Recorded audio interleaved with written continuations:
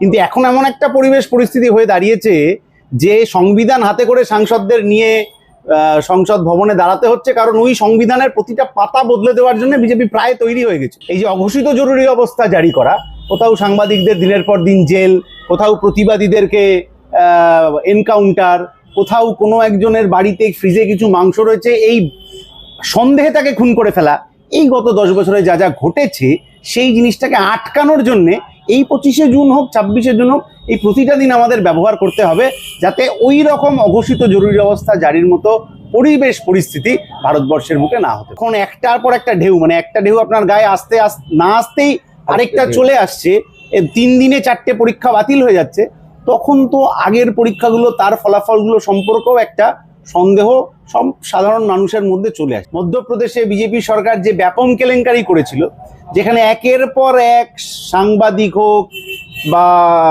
সাক্ষী এই ঘটনার, তাদেরকে যেভাবে খুন করা হয়েছিল, করে ব্যাপারটা ধামাচাপা দেওয়া হয়েছিল, এখন দেশের মানুষ উৎসুক হয়ে দেখতে চাইছে যে এই যে নিট পরীক্ষা, এটা ওটা নেট পরীক্ষা সব বাতিল হয়ে গেল, এইটা কি করে ধামাচাপা দেওয়া। ফলে একটা গোটাটা কিংকর্তব্য বিমূঢ় অবস্থায় আমার গোটা দেশের যৌবন দাঁড়িয়ে রয়েছে।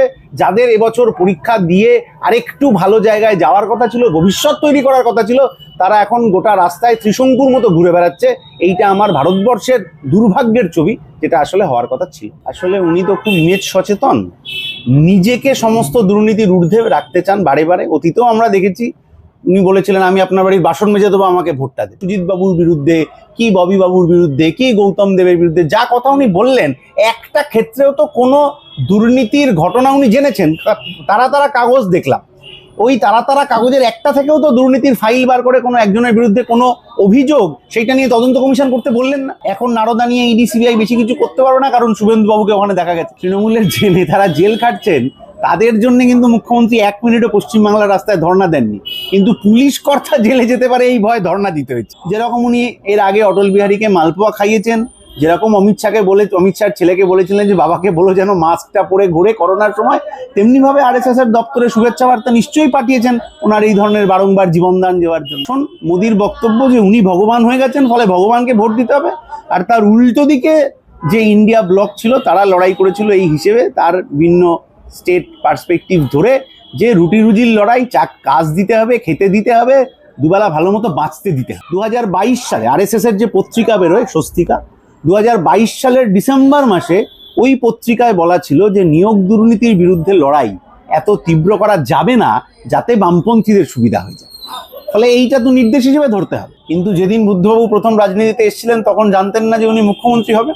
যেদিন সেলিম সুজনদা প্রথম রাজনীতিতে এসেছিলেন জানতেন না যে তারা এই জায়গায় পৌঁছাবে। লড়াইয়ের মধ্যে দিয়ে আরো বহু মানুষকে এক জায়গায় জুড়ে নেতারা এই জায়গায় পৌঁছেছেন।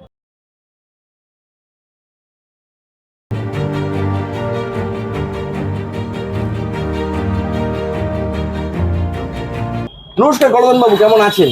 ভালো, নমস্কার। আচ্ছা, আজকের দিনটা একটু অন্যরকম মানে আজকে 25শে জুন। 75 সালে এই দিনেই ভারতবর্ষের গণতন্ত্রের ওপর সবচেয়ে বড় আঘাতটা নেমে এসেছিল, আর সেই কংগ্রেস এখন আপনাদের পশ্চিমবঙ্গে জোট সঙ্গী বা ইন্ডিয়া জোটেরও সঙ্গী। কিভাবে দেখছেন বিষয়টা? সেটা হচ্ছে যে এখন তো একটা অঘোষিত জরুরি অবস্থা চলছিল ভোটের আগে অবধি, যেটা ওই ঘোষিত জরুরি অবস্থার থেকেও ভয়ঙ্কর। যখন জরুরি অবস্থা যা হয়েছিল, বামপন্থীরা তখন সেই পরিবেশ পরিস্থিতি দাঁড়িয়ে তার বিরোধিতা করতে তারা কখনো ভাবেননি, তার জন্য জেল যাত্রা হোক, আক্রমণ ইত্যাদি সবই হয়েছে। কিন্তু এখন এমন একটা পরিবেশ পরিস্থিতি হয়ে দাঁড়িয়েছে যে সংবিধান হাতে করে সাংসদদের নিয়ে সংসদ ভবনে দাঁড়াতে হচ্ছে, কারণ ওই সংবিধানের প্রতিটা পাতা বদলে দেওয়ার জন্য বিজেপি প্রায় তৈরি হয়ে গেছে। এবারও যদি NDA সরকার না হয়ে মোদী সরকারটা তৈরি হতে পারতো, তাহলে ওই সংবিধানটা আর কিছু থাকতো না, গোটাটা খোলনলচে বদলে যেত, কাউকে কিছু না জানিয়ে, সংসদকে ব্যবহার না করে। সেইটা যে করা গেছে, ফলে এই সময় যেমন সংবিধান হাতে নিয়ে প্রতিবাদ করেছেন সাংসদরা, তেমনি এটা আমরা বুঝতে পারছি যে মোদির এই যে অঘোষিত জরুরি অবস্থা জারি করা, কোথাও সাংবাদিকদের দিনের পর দিন জেল, কোথাও প্রতিবাদীদেরকে এনকাউন্টার, কোথাও কোনো একজনের বাড়িতে ফ্রিজে কিছু মাংস রয়েছে এই সন্দেহে তাকে খুন করে ফেলা, এই গত 10 বছরে যা যা ঘটেছে সেই জিনিসটাকে আটকানোর জন্যে এই 25শে জুন হোক 26শে জুন হোক এই প্রতিটা দিন আমাদের ব্যবহার করতে হবে, যাতে ওই রকম অঘোষিত জরুরি অবস্থা জারির মতো পরিবেশ পরিস্থিতি ভারতবর্ষের বুকে না হতে পারে। আচ্ছা, এই যে শিক্ষাক্ষেত্রে এই দুর্নীতি। এখন তো কেন্দ্রে সবকটা পরীক্ষায় এই দুর্নীতি আভাস পাওয়া যাচ্ছে। এবং আমি কথা বলছিলাম কয়েকজন শিক্ষাবিদের সাথে, তারা বলছেন এই যে ইউপিএসসি থেকে ক্রমাগত বিহার এবং ইউপির ভালো রেজাল্ট হয়ে যাচ্ছে, যারা সমস্ত সূচকে ভারতবর্ষের শিক্ষায় পেছনের দিকে, তারা কি করে কেন্দ্রীয় সরকারি পরীক্ষাগুলোতে এত ভালো রেজাল্ট করে? তার পেছনে কি এই চক্রই কাজ করছে? দেখুন, এতদিন তো এই ধরনের কোনো সন্দেহ সাধারণ মানুষের মধ্যে ছিল না, কিন্তু এখন যখন একটার পর একটা ঢেউ, মানে একটা ঢেউ আপনার গায়ে আসতে না আসতেই আরেকটা চলে আসছে, 3 দিনে 4টে পরীক্ষা বাতিল হয়ে যাচ্ছে, তখন তো আগের পরীক্ষাগুলো তার ফলাফলগুলো সম্পর্কেও একটা সন্দেহ সব সাধারণ মানুষের মধ্যে চলে আসছে। না হলে মধ্যপ্রদেশ থেকে কোনো একজন পরীক্ষার্থীকে কেন গুজরাটে পরীক্ষা দেবে, পশ্চিম বাংলার একজন কোনো পরীক্ষার্থী কেন বিহারের অমুক জায়গায় গিয়ে তার পরীক্ষার সিট দেবে? ট্রেনিং নিতে যেও কোথাও যেতে পারে, কিন্তু পরীক্ষার সিট হিসেবে কেন অত দূর নির্বাচিত করছেন? এগুলো সবই এখন আতশ কাচের মধ্যে পড়ে যাচ্ছে। এবং আমরা তো দাবি করেছিলাম যে শিক্ষামন্ত্রীকে এই ঘটনার দায় নিয়ে পদত্যাগ করা উচিত ছিল, কারণ আগের বারও উনি শিক্ষামন্ত্রী ছিলেন, এবারও উনি হয়েছে, গোটা ঘটনার দায় নিয়ে পদত্যাগ করা উচিত ছিল। কিন্তু পশ্চিমবাংলার মুখ্যমন্ত্রী, শিক্ষামন্ত্রীও জেলে যেতে পছন্দ করেন, পদত্যাগ করবেন না। কেন্দ্রের শিক্ষামন্ত্রীও তাই, এখনো জেলে যাওয়ার মতো পরিস্থিতি হয়নি, কিন্তু পদত্যাগটা করবেন না। 2-4জন আমলাকে শাস্তি ফাস্তি দিয়ে হয়তো দায় কাটানোর চেষ্টা করবেন, কিন্তু এই ঘটনা আজ থেকে চালু হয়নি। মধ্যপ্রদেশে বিজেপি সরকার যে ব্যাপক কেলেঙ্কারি করেছিল, যেখানে একের পর এক সাংবাদিক হোক বা সাক্ষী এই ঘটনার, তাদেরকে যেভাবে খুন করা হয়েছিল, করে ব্যাপারটা ধামাচাপা দেওয়া হয়েছিল, এখন দেশের মানুষ উৎসুক হয়ে দেখতে চাইছে যে এই যে নিট পরীক্ষা, এটা ওটা নেট পরীক্ষা সব বাতিল হয়ে গেল, এইটা কি করে ধামাচাপা দেওয়া হবে। যে বিজেপির নেতারা পশ্চিমবাংলার দুর্নীতি সম্পর্কে এত কথা বলতেন, যে নেতারা বলতেন যে সিবিআই পরশুদিন অমুকের বাড়ি যাবে, তারপরের দিন তমুকের বাড়ি যাবে, সেই নেতারা কিন্তু এখন মুখে কুলু পেটে ফেলেছেন। শিক্ষামন্ত্রী হোক কেন্দ্রীয় বা এই ধরনের ঘটনায় যারা অভিযুক্ত, তাদের কাদের বাড়িতে কবে সিবিআই, ইডি, অমুক তমুক যাবে সেটা তারা বলতে পারছেন। ফলে একটা গোটাটা কিংকর্তব্য বিমূঢ় অবস্থায় আমার গোটা দেশের যৌবন দাঁড়িয়ে রয়েছে। যাদের এবছর পরীক্ষা দিয়ে আরেকটু ভালো জায়গায় যাওয়ার কথা ছিল, ভবিষ্যৎ তৈরি করার কথা ছিল, তারা এখন গোটা রাস্তায় ত্রিশঙ্কুর মতো ঘুরে বেড়াচ্ছে। এইটা আমার ভারতবর্ষের দুর্ভাগ্যের ছবি, যেটা আসলে হওয়ার কথা ছিল। আচ্ছা, কালকে মুখ্যমন্ত্রী তার এই প্রশাসনিক সভায় যে কথাগুলো বললেন, যে ফুটপাথ এনক্রোচমেন্ট, জমি দখল করে নেওয়া, কাউন্সিলরদের কাজ না করা, জঞ্জাল জমে থাকা রাস্তার পাশে বেআইনি বাড়ি তৈরি করা, এই সমস্ত অভিযোগগুলোই আপনারা বারবার করেছেন এবং এই লোকসভা ভোটের আগেও করেছেন। তা আপনাদের অভিযোগগুলো কি মানে কার্যত স্বীকার করে নিলেন মুখ্যমন্ত্রী? আসলে উনি তো খুব ইমেজ সচেতন, নিজেকে সমস্ত দুর্নীতির ঊর্ধ্বে রাখতে চান বারে বারে। অতীতেও আমরা দেখেছি উনি বলেছিলেন আমি আপনার বাড়ির বাসন মেজে দেবো, আমাকে ভোটটা দেবেন। কোনোবার বলেছিলেন আগে জানলে ওদেরকে টিকিট দিতাম না, এবারের মতো ভোটটা দিই। কালকে রাস্তা যাওয়া অব্দি গেছে, কালকে তাই অব্দি গেছেন, ভবিষ্যতে আরও যাবেন। 26-এর ভোট আস্তে আস্তে আরও কিছু দূর যেতে হতে পারে। কিন্তু আপনি সাধারণ মানুষ, আমাদের হাতে সরকারি ক্ষমতা নেই। আমরা সরকারের সমালোচনা করতে পারি বা তার পক্ষে বলতে পারি, কিন্তু যার হাতে ক্ষমতা তার শুধু সমালোচনা করে থেমে গেলে হয় না, তাকে তো অ্যাকশন নিতে হয় কোনো দুর্নীতির বিরুদ্ধে। এই যে সুজিত বাবুর বিরুদ্ধে কি, ববি বাবুর বিরুদ্ধে কি, গৌতম দেবের বিরুদ্ধে যা কথা উনি বললেন, একটা ক্ষেত্রেও তো কোনো দুর্নীতির ঘটনা উনি জেনেছেন। তারা কাগজ দেখলাম, ওই তারা কাগজের একটা থেকেও তো দুর্নীতির ফাইল বার করে কোনো একজনের বিরুদ্ধে কোনো অভিযোগ, সেইটা নিয়ে তদন্ত কমিশন করতে বললেন না। ফলে ওটা আসলে একটা আইওয়াশ করার চেষ্টা, যে চেষ্টাতে নিজে আমি ভালো বাবা, আমি কিন্তু সবার ঊর্ধ্বে, এই একটা দেখানোর মরিয়া প্রয়াস মুখ্যমন্ত্রী করছেন। আর যা যা কথা বলেছেন, আমার ছোটবেলায় মনে পড়ছিল ইন্দ্রনাথ শ্রীকান্ত পড়েছিলাম না ছোটবেলায়, যে লাও তো বটে কিন্তু আনে কি। ফলে এই ধরনের অনেকগুলো কথা উনি বলেছেন, কিন্তু করবেটাকে, এই দুর্নীতি বন্ধ করবে কি? উনি পুলিশের ওসিদের কথা বলেছেন, কারা কোথায় টাকা পাকা খেয়ে নিচ্ছে। তাহলে পুলিশ মন্ত্রী তো উনি, পুলিশের বদলি কে কোথায় হবে এটা কালীঘাট থানার এক পূর্বতন ওসি উনি ঠিক করতেন। উনি দুর্নীতি করছেন কিনা ওনার ওপরের অফিসার যারা আছে তারা ওকে কিছু বলতে পারতেন না, কারণ তাদের ভয় ছিল যে ও তো আমাদের বদলিটা দেখবে মুখ্যমন্ত্রীকে বলে, ফলে ওর ওপর যাওয়া যাবে।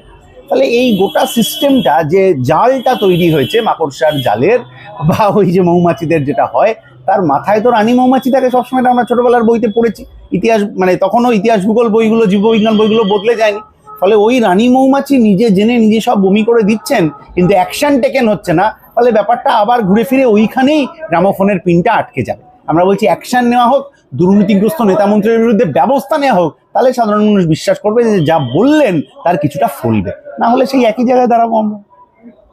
না, নারদার সময় তো বলেছিলেন জানলে টিকিট দিতাম না, তারপরে মিটে যাওয়ার পরে, ভোটে জিতে যাওয়ার পরে আর সেই প্রসঙ্গে কোনো কথাই বলেনি। এই জন্যই তো ওনার বিজেপিকে ধন্যবাদ দেওয়া উচিত। আজ অব্দি যত এই ধরনের ঘটনা ঘটেছে, সিবিআই ইডি তদন্ত গ্রহণ করেছে, তারপরে একটা সময়ের পর ইডি সিবিআই ঘুমিয়ে পড়েছে, ভুলে গেছে, নতুন তদন্ত নিয়ে নিয়েছে, পুরোনো তদন্তগুলো আস্তে আস্তে ধামাচাপা পড়ে গেছে। এখন নারদা নিয়ে ইডি সিবিআই বেশি কিছু করতে পারবে না, কারণ শুভেন্দু বাবুকে ওখানে দেখা গেছে। ফলে এখন নিয়োগ দুর্নীতি নিয়ে হবে। নিয়োগ দুর্নীতি থেকে ঘুরতে ঘুরতে ঘুরতে ঘুরতে মাঝে একবার লাল ডায়েরি, ওই যে নারদা সারদার জন্য রাজীব কুমারের বাড়িতে গেছিল 3রা ফেব্রুয়ারি 2019। হ্যাঁ। তারপরে ধর্ণা হলো, তৃণমূলের যে নেতারা জেল খাটছেন তাদের জন্য কিন্তু মুখ্যমন্ত্রী 1 মিনিটও পশ্চিমবাংলার রাস্তায় ধর্ণা দেননি, কিন্তু পুলিশ কর্তা জেলে যেতে পারে এই ভয় ধর্ণা দিতে হয়েছে। তারপরে এতদিন কেটে গেল, রাজীববাবু আবার ডিজি হয়ে গেলেন, কিন্তু ওই দুর্নীতির তদন্ত আর শেষ হলো না। ফলে এটা ইডি সিবিআই এর দোষ না আরএসএস বিজেপি পিছন থেকে টেনে ধরছে আমি বলতে পারবো না, কিন্তু এদের বদান্যতাতেই মমতা বন্দ্যোপাধ্যায় এত বড় বড় কথা বলার সুযোগ পাচ্ছেন। সেজন্য ওনার ধন্যবাদ দেওয়া উচিত। যেরকম উনি এর আগে অটল বিহারীকে মালপোয়া খাইয়েছেন, যেরকম অমিত শাহর ছেলেকে বলেছিলেন যে বাবাকে বলো যেন মাস্কটা পরে ঘুরে করোনার সময়, তেমনি ভাবে আরএসএস এর দপ্তরে শুভেচ্ছা বার্তা নিশ্চয়ই পাঠিয়েছেন ওনার এই ধরনের বারংবার জীবনদান দেওয়ার জন্য। আচ্ছা, এবার একটু লোকসভা ভোটের প্রেক্ষিতে আসি। আপনাদের তো সারা ভারতে মোটামুটি একটা এক্সিস্টেন্স আছে, এবং রাজস্থানে আপনারা অমরারাম জিতলেন, মানে অনেক দিনের সংগ্রামের ফলে। কিন্তু পশ্চিমবঙ্গের অবস্থাটা এরকম হচ্ছে কেন বারবার, এবং কিছুতেই একদম মার্জিনালাইজড হয়ে এমন একটা অবস্থায় পৌঁছেছে যে অনেকেই বলছেন যে আশা বোধহয় আর নেই ঘুরে দাঁড়ানোর বামেদের। কিভাবে দেখছেন বিষয়টা? 21 সালের ভোটের পর থেকে যে কটা বাই ইলেকশন হলো, বালিগঞ্জ হলো, শান্তিপুর হলো, সাগরদিঘি হলো, যে কটা মিউনিসিপ্যালিটির কর্পোরেশন ভোট হলো, কর্পোরেশন হোক বা মিউনিসিপ্যালিটির ভোট হলো, পঞ্চায়েত নির্বাচন যা হলো, সেই সমস্ত কিছুতে 21 সালের পর থেকে আমাদের ভোট বাড়ছিল। উপনির্বাচনে হোক এবং পঞ্চায়েতে যে ধরনের ভোট হয়েছে সবাই দেখেছে পঞ্চায়েতে কি ভোট হয়েছে। তারপরেও 11% ভোট বেড়েছিল বামেদের। যদি কচকচ করে ওইসব ব্যালট চিবিয়ে ফিবিয়ে না খাওয়া হতো, বা আপনার বাড়ির পাশের ডোবা থেকে ব্যালট উদ্ধার না হতো, তাহলে ভোট আরও বাড়ত। এই জায়গায় এসে লোকসভার সময় এসে সেই ভোটটা আর বাড়েনি, ওই জায়গাটাতে দাঁড়িয়ে গিয়েছে। এরকম 90-92টা আসন একটা প্রাথমিক হিসেবে এসে সংখ্যাটা আরও বাড়বে, কারণ সব জেলার রিপোর্ট এখনো আসেনি, যে 21 সালের পর থেকে আমাদের ভোট বেড়েছে। কিন্তু ভোটটা বেড়ে যে জায়গায় যাওয়ার কথা ছিল সেই জায়গায় পৌঁছায়নি নিশ্চয়ই। এটা তো ফলেই বোঝা যাচ্ছে যে এই যে তৃণমূলের বিরুদ্ধে লড়াই বা বিজেপির বিরুদ্ধে লড়াইতে কোথাও আমাদের যে জায়গায় আমাদের পৌঁছানোর কথা ছিল, যে জায়গায় আমাদের ভোট বাড়লো, কিন্তু যতটা বাড়ার কথা ছিল সেই ততখানি বাড়েনি বলে আমাদের প্রাথমিকভাবে একটা মনে হয়েছে। অবশ্যই আরও ইন্ট্রোস্পেকশন হবে। একমাত্র কমিউনিস্ট পার্টি যারা প্রতি ভোটের পর, রেজাল্ট ভালো হোক খারাপ হোক, তার ইন্ট্রোস্পেকশন হয়, তার লিখিত বই বেরোয়, সেখানে আমাদের ত্রুটি দুর্বলতা ইত্যাদি সব দেখা হবে।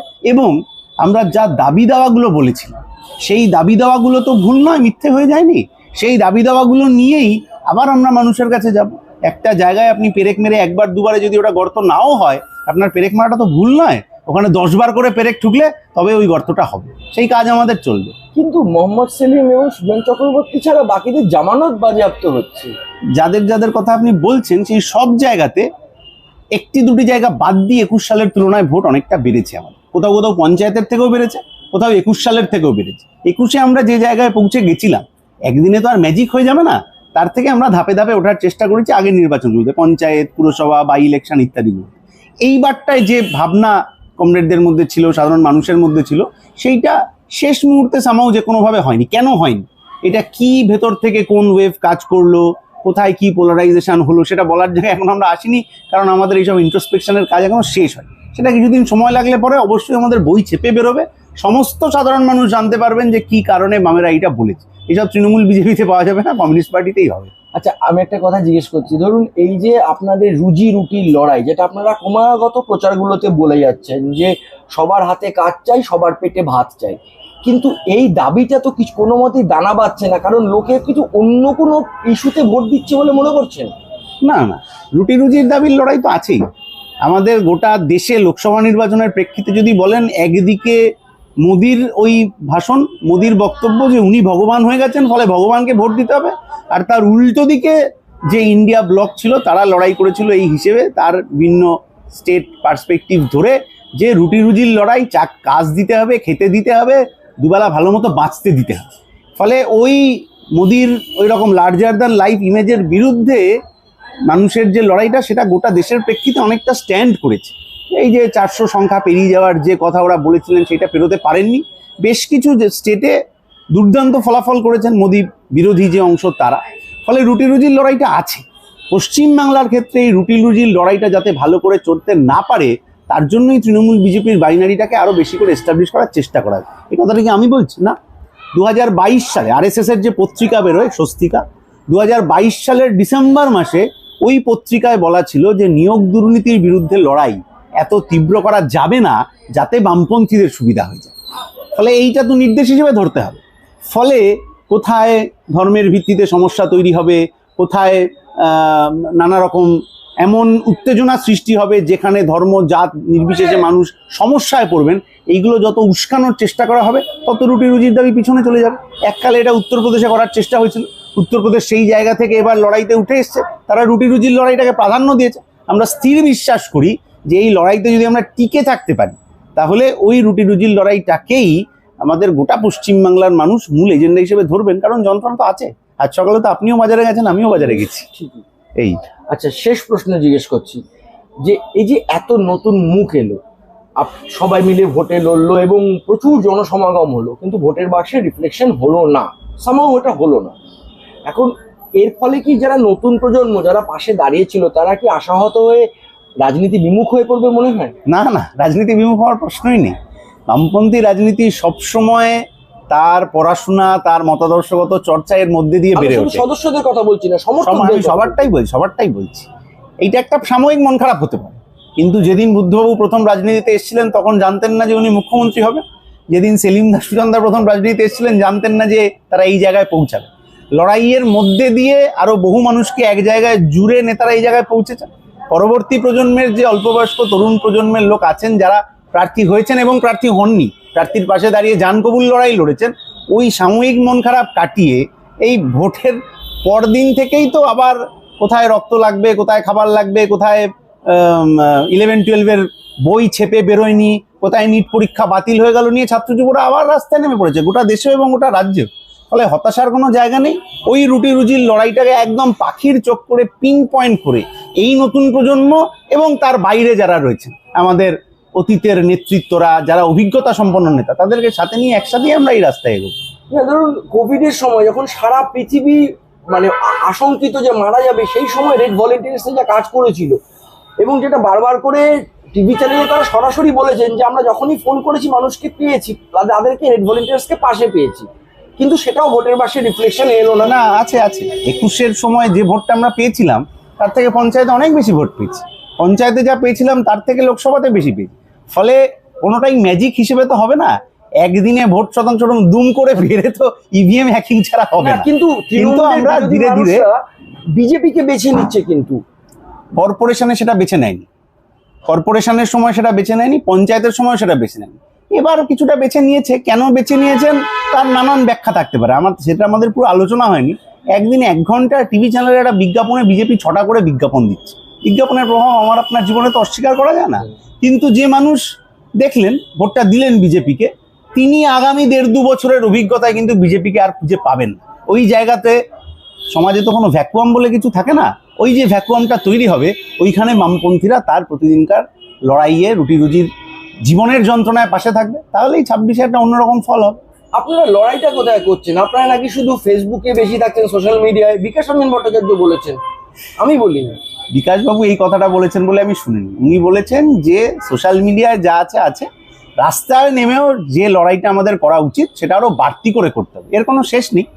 আমি যদি 2 দিন রাস্তায় নামি তাহলে অবশ্যই আমার নেতৃত্ব বলবেন যে 2 দিন নেমেছো খুব ভালো, 3 দিন কেন নামছো? এটা তো সবসময়ই হয়, এটার মধ্যে কোনো অসুবিধা নেই। অবশ্যই আমরা যা লড়াই করেছি রাস্তায় নেমে তার থেকে আরো বাড়তি কিছুটা লড়াই আমাদের আগামী দিনে করতে হবে, এর মধ্যে কোনো ভুল নেই। মানে আপনার ক্যাপ্টেন, আগুন পাখি এই শব্দগুলো নিয়ে, শব্দবন্ধ বা বিশেষণগুলো নিয়ে আপনার কোনো আপত্তি নেই ব্যক্তিগতভাবে? সাধারণ মানুষ যদি কোনো একজন রাজনৈতিক নেতৃত্বকে কোনো একটা শব্দবন্ধে ভূষিত করেন তাহলে সাধারণ মানুষকে আপনি গিয়ে আমি গিয়ে বলতে পারবো যে হ্যাঁ এসব বলা যাবে নাকি? এরকম তো বলা যায় না। এরকম বিভিন্ন রাজনৈতিক নেতা আমাদের দেশে রয়েছেন যাদেরকে হচ্ছে যে কোনো সময় সাধারণ মানুষ কোনো একটা নাম দিয়েছে। যেমন পশ্চিমবঙ্গে ছিলেন অগ্নিকন্যা, ছিলেন আমাদের পশ্চিমবাংলায় জ্যোতি বাবু বলতেন সবাই। হ্যাঁ, আমি মানে আমার তো জানার কথা না, কিন্তু আমি বড়দের মুখে শুনেছি ওনাকে দাদা কেউ বলতে শুনেনি। এটা তো উনি কোথাও বলে দেননি যে আমাকে না বাবু বলবে, সাধারণ মানুষ সেইভাবে বলতেন।